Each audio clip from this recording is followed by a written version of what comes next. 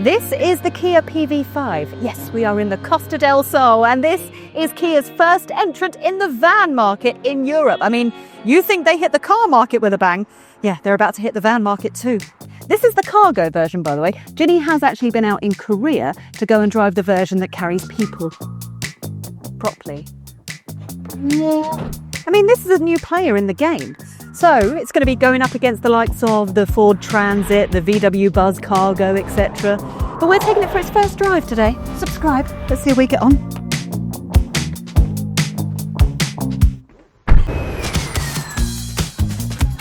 So Kia is going big when it comes to vans, and I don't just mean the load space, it's going to be about flexibility. So Kia has created something called the PV5 platform, which stands for Purpose-Built Vehicle. It's the sort of foundations of a whole range of vans, passenger cars and taxis, which can be built on a sort of skateboard of motors and batteries. There will be crew vans, pickups, a box van, freezer and even a light camper. And soon there'll also be the PV7 coming. And they're all built in the factory rather than converted.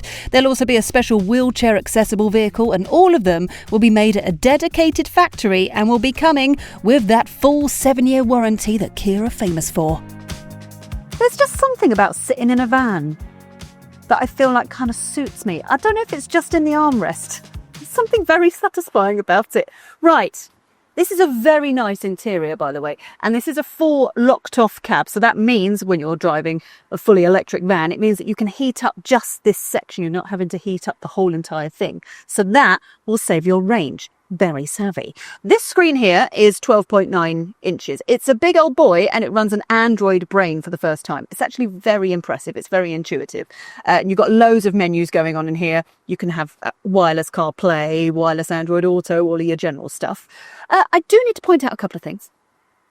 Number one, the wireless charging that we've got down here, for some reason I had to turn it on in the menu in the screen. So just in case you do get one of these and you're thinking that your wireless charging isn't working, you have to turn it on in the screen.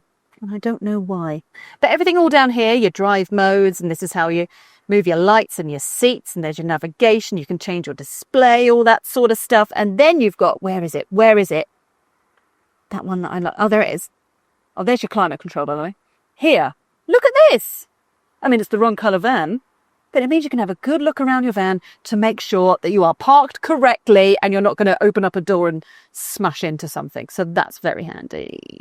Now, storage in here is something worth acknowledging. Now, we've got your cup holders down here. That's where I'm keeping your keys, wireless charging. This is where we've got our crisps and stuff in here. Now, when we reviewed the Transit, that thing, storage-wise, was very, very impressive. I mean, there was loads of stuff at the top here where you could store things. We stored, up in this top bit, 20 cheeseburgers. That video went viral. 20. The answer's 20. Very proud of that clip, I am. That idea. Manos's idea. I forgot it was that now. But all you've got up here is this, which is where we've got a couple of sandwiches from Pret. Yes, there is a Pret in Marbella. But the doors, that's where your storage shines. I mean, you've got so much storage down here. The amount of cup holders in your doors is very, very nice. There's also 2 secret storage bits that I need to show you once I've hopped back out of this car van. But in here, honestly, the visibility is fantastic. These windows are huge. I mean, it's quite low down, isn't it? Where your armrest is here. And I think that's a good thing, because sometimes it can feel quite enclosed. But it's not bad. This is the top spec, by the way. This is the Plus version. But everything in here is actually very nice. This is a nice wheel to hold. I mean, the screen here, that's 7 inches. That's got all of your driver information. You've got all of the sticks. All of the sticks. But that's pretty classic for Kia at the moment. So you've got your gear selector here, and then all your stuff up here, and your flappy paddles for your regen braking. It's quite nice. You also have some bonus storage. Here, you can opt to sort of hook things in. So here, this is called your add gear section. So you can add like an umbrella holder or a phone holder. So let's say you're doing deliveries, etc., and you need to have a work phone here. You can plug it in via the USB-C here. Then there's a little gap for your cable to run through, and you can buy an extra bit that's going to sit there and hold your phone. They have thought about things. They have. And there's even, underneath the floor mats, this. for secret things. We can keep your secret stuff.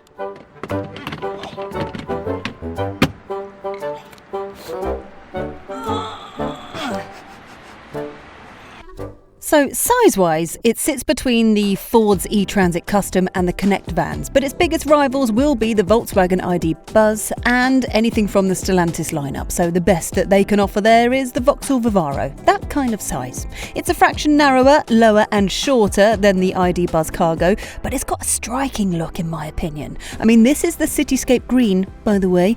Your charging port is plonked right at the front for very easy access, and the headlights are lower than you think, so you won't be blinding people as you approach them. Good stuff. The bumpers at the front and the rear are removed with ease, so say someone bumps into you, you can replace those bits with no stress. At the rear, you've got 180-degree opening split rear barn doors and vertical rear lamps. I'll be honest, it's not often you say a van is a good-looking thing, but this actually is. Very well played, Kia. I like it. In terms of the size of the load space, so we've got 4.4 metres cubed in here. It's a big old space. Now we have the L2H1 version. So the L2 basically extends this section here. So eventually when the L1H1 version comes along, that will just be cut a little bit short. And then also to come will be the L2H2 version that will be a little bit taller.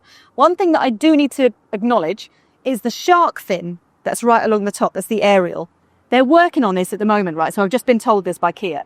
So they're working on making it shorter, so it makes this van under 1.9 metres, which will make it very, very handy for UK car parks. So they're working on that at the moment. Also, eventually to come will be a big tailgate, if that's what you prefer, or you can always go for these if you want to. And then you've got the side doors that slide along here. We have the optional sliding door on the other side here as well, but you don't have to get that if you don't need that. And because we have the top spec, we have vehicle to load as standard. So say you're working on a building site or something like that, then you can plug in whatever you need, and you can also opt for flooring. Yeah, so you can get rubber flooring, you can get felt flooring. It's also worth noting how low this lip is. So normally, in a van like in the Transit, etc., you wouldn't be able to see this section here because the floor will be about here. But they've lowered it a little bit so you can get more stuff in. See? And it makes it easier. I'm trying to find the best way to kind of show the size of this. We are in the Costa del Sol.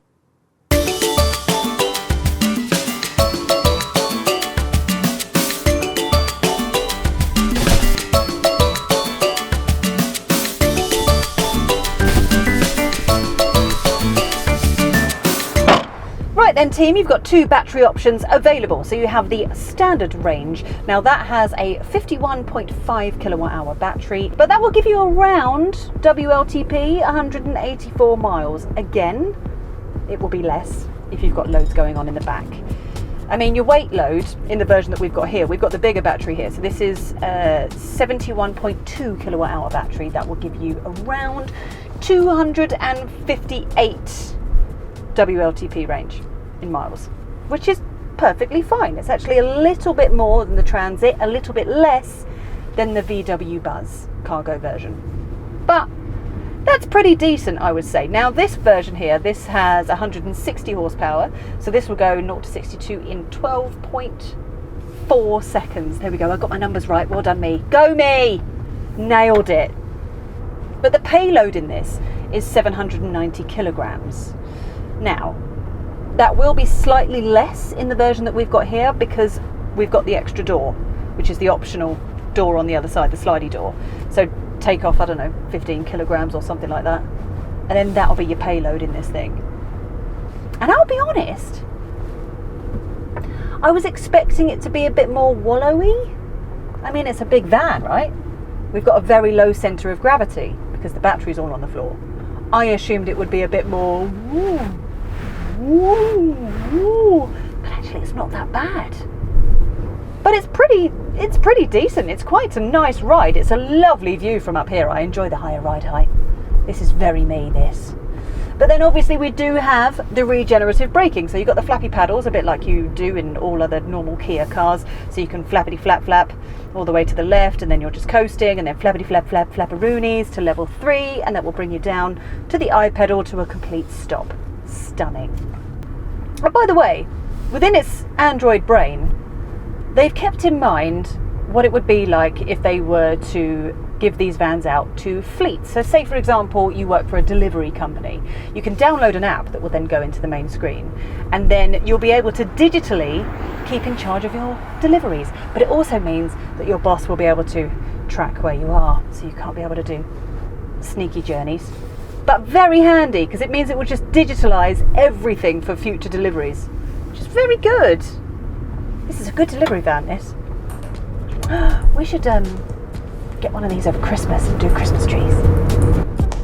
Quick reminder, as we're talking pricing, the Ford e-Transit starts at around £49,000, while the VW ID Buzz Cargo, thanks to a new small battery version, starts at £36,000 in the UK. Now the PV5 will start at £27,645 for the essential trim with a small battery.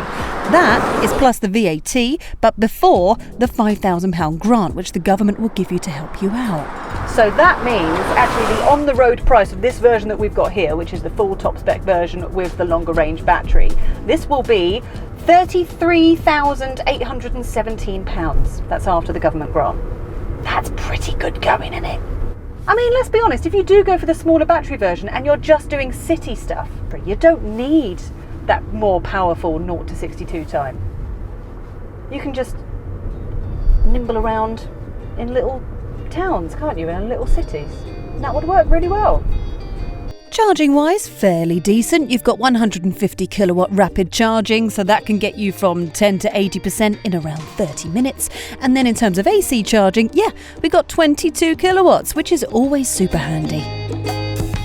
There we go. The Kia PV5. Yeah, I mean, I think we've done this correctly in the Costa del Sol. I think we've done it right, yeah. So, Kia's first entrant into the van market in Europe. Well played. Let me know what you think. I'm looking forward to putting this up against the Transit or the Buzz Cargo. That'll be good, won't it? Subscribe and stuff.